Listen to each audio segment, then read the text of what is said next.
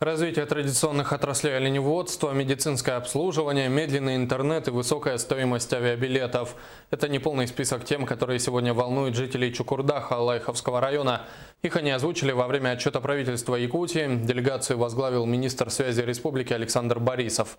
Местных жителей особенно интересовал ремонт взлетно-посадочной полосы аэропорта Чукурдаха, который рассчитан на 2 года.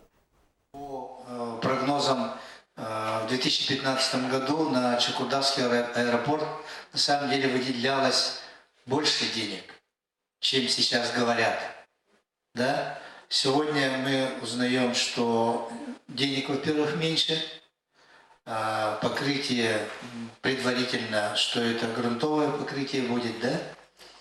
И, возможно, этим самым классность порта снизится. То есть, если сегодня Чукурдах может принимать определенные самолеты большого типа, то, конечно, при понижении классности и тип самолетов уменьшается.